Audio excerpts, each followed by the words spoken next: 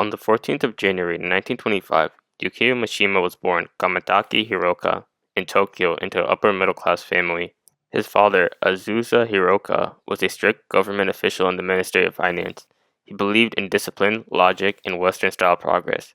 He disapproved of, quote, feminine things like literature or art.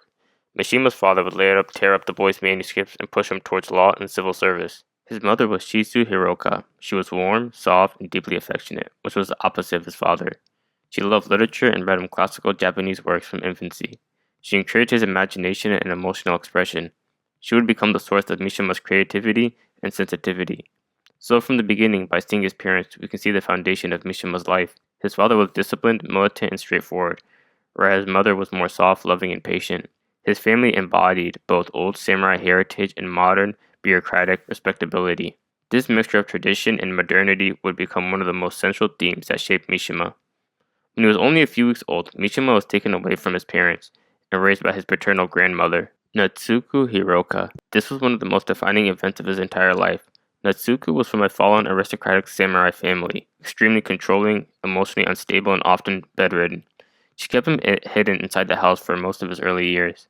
He was forbidden to play outside and wasn't allowed to be near the other boys, and he was constantly surrounded by refined older women. His grandmother believed he was frail and sick, even when he wasn't, so Mishima spent most of his early years in a darkened room with a lack of physical activity.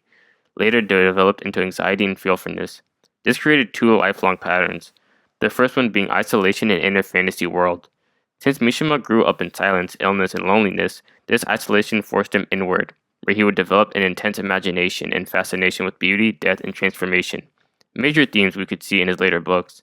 Since he could not express himself socially or physically, storytelling became his only form of escape, a way to cope with anxiety, his source of power and control. Children in extreme isolation tend to develop vivid inner worlds. Mishima simply turned his into literature and performance. The second pattern came from identification with pre-modern Japan. His grandmother was his first teacher and filled his childhood with ideas of aristocratic rituals, classic Japanese literature, ghost stories, and tales of the samurai. This made him feel spiritually tied to old Japan, which was a Japan of honor and warrior ethics, not modern society. The contrast between his physical frailty and his fantasies about strength and heroism became a physiological tension he would later try to resolve through fitness. Around age 12, he finally returned to live with his parents, but the transition was difficult. At school, Mishima excelled academically. He attended the elite Gakushun school for the noble class. He felt alienated because he came from a lower social rank than most students. This fueled his lifelong obsession with hierarchical honor and belonging. At Gakushun, he discovered German literature such as Nietzsche and Rainer Rilke. He was also learned about Romanticism and the ideals of a noble death, and the power of written words. By age 18, he published his first story. This was called The Forest in Bloom. This book tells the story of a young aristocratic man who feels disconnected from the world and becomes obsessed with themes such as beauty, death, memory, and words. This book is basically a window into the world that is nostalgic, dreamlike, and full of longing for beauty and tragedy. It doesn't follow a simple plot, it's more about mood, atmosphere, and inner feelings. With his first book, his teachers and mentors immediately recognized the power of his writing.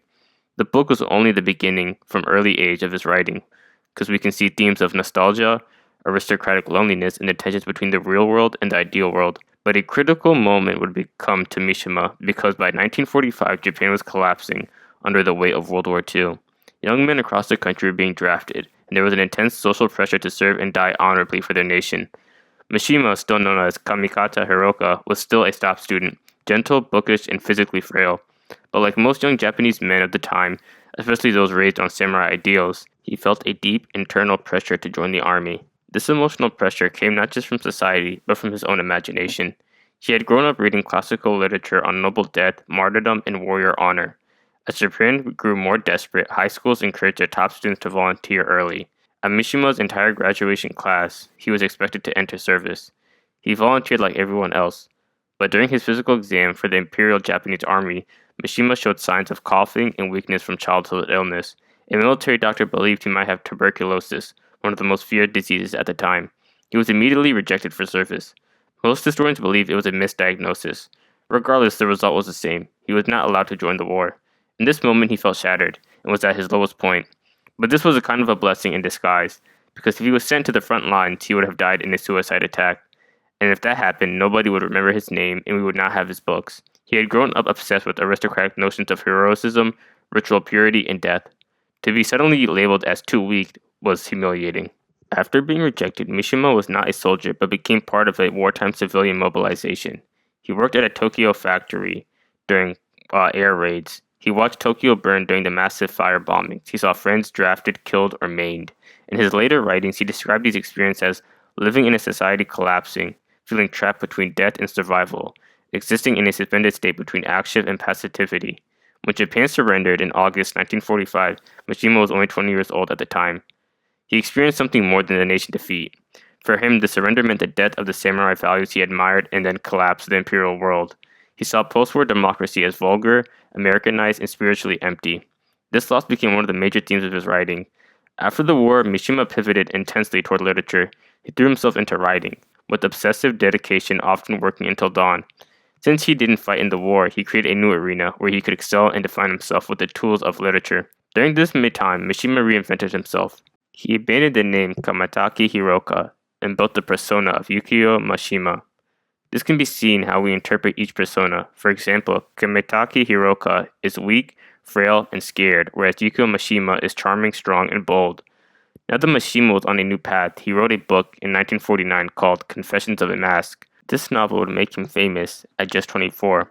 The book is about a man who has certain beliefs, like death and fantasies of martyrdom. And this man feels like he must hide his true self from society and wears a metaphorical mask to fit into the world. The book is a way for Mishima to express himself. The book includes fantasies of heroic death because Mishima was denied this through the failed military examination. This novel shocked Japan and made him instantly famous as bold, modern, and a psychological writer. Now that we're transitioning into the early 50s, during this period Mishima was writing nonstop, producing novels, short stories, plays, travel essays, and journalism.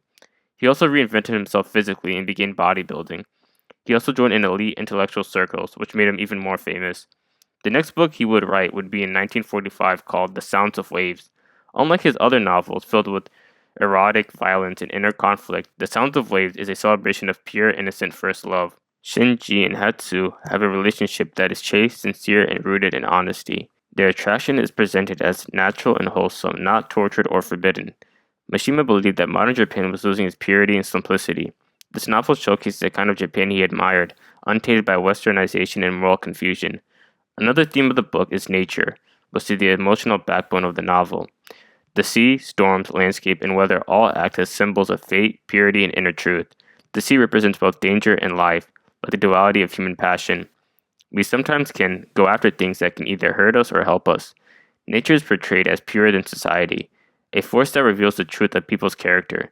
Mishima valued this idea deeply. Though the novel is romantic, it is not naive. It explores how class differences and village gossip threaten the lovers. For example, Hatsu's father initially opposes Shunji because he is poor. Rumors spread due to jealousy, and the entire island judges the lovers based on appearances and assumptions. Mishima criticizes the way society destroys innocence, a theme that appears in many of his darker works. The setting of the story also has some significant role in the plot. The island community where the story takes place is a tightly knit, observant, and sometimes suffocating environment. The story examines how personal happiness exists within societal roles, not outside them. This reflects traditional Japanese society, where individual desires were expected to harmonize within the group. This book is Mishima's love letter to traditional Japanese life, untouched by modernization, war trauma, or the psychological tensions found in his other works. Many scholars believe Mishima wrote it as a romantic ideal of the Japan he wished still existed. In 1958, Mishima was already a famous writer in Japan, and he was approaching his mid-30s, an age in which most Japanese men were already married. Mishima's mother, Natsu, pushed him strongly to settle down. A close friend arranged a formal meeting. At this meeting, Mishima met Yoku Sugiyama, a 19-year-old from a respected upper-middle-class family. People who knew Mishima said that he appreciated that Yoku was polite, calm, and traditional.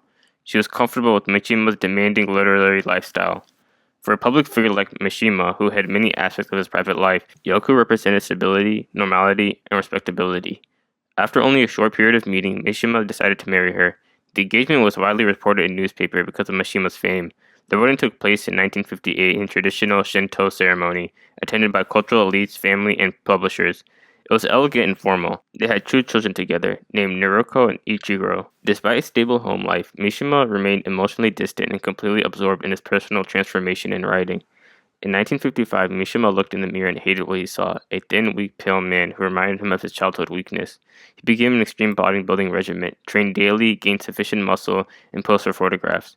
He believed the body was a work of art, and just like literature, this is where he began to imagine himself not only as an author, but as a warrior poet.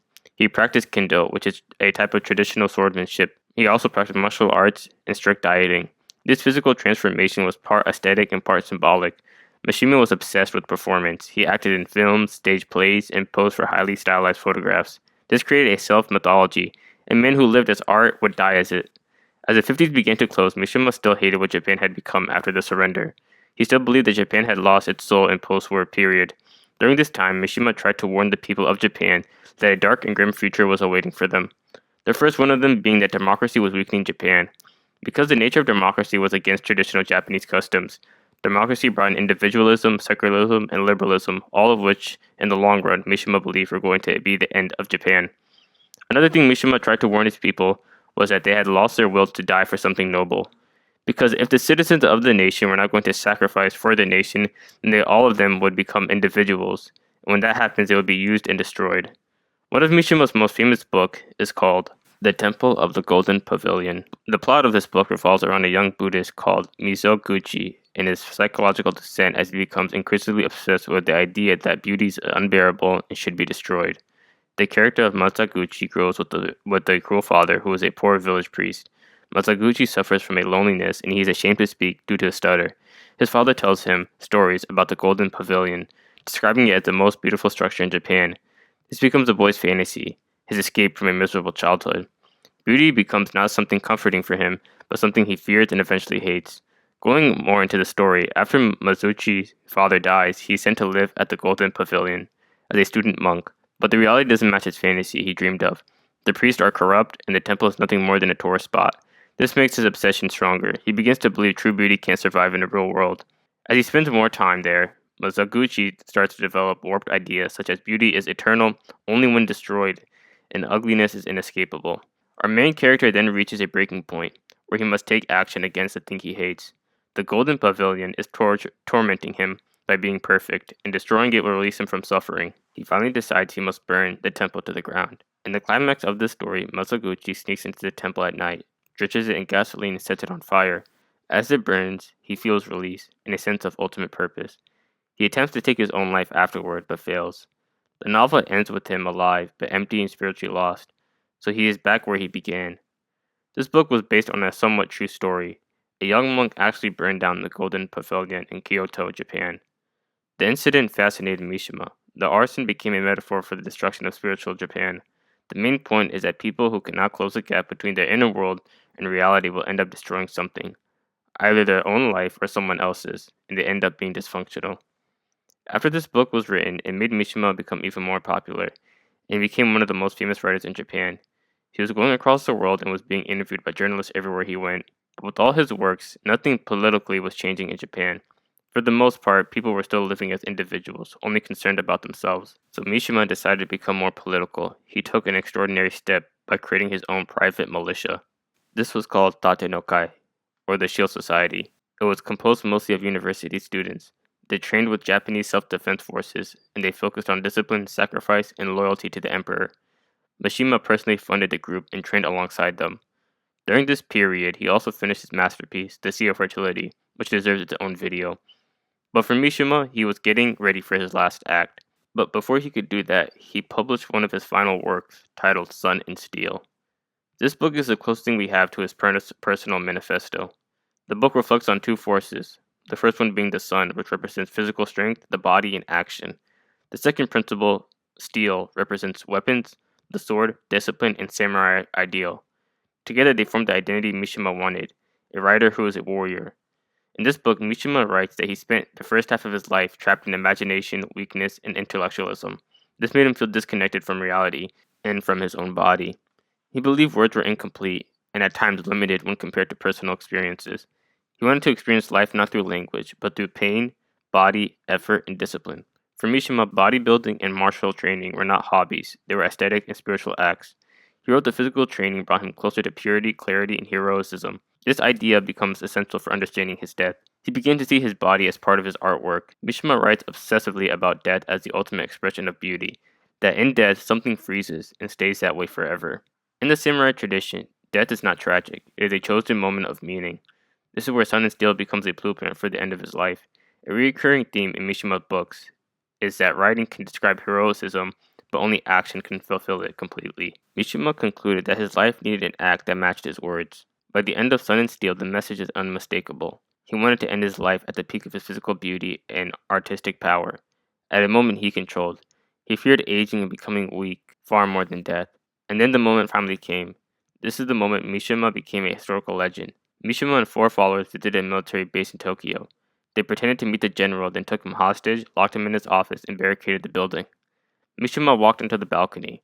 He gave a fiery speech to the soldiers assembled below, shouting, quote, "Restore the emperor's power, revive the samurai spirit, reject modern materialism, and protect Japan's soul." End quote. After 10 minutes had passed, Mishima's speech came to an end.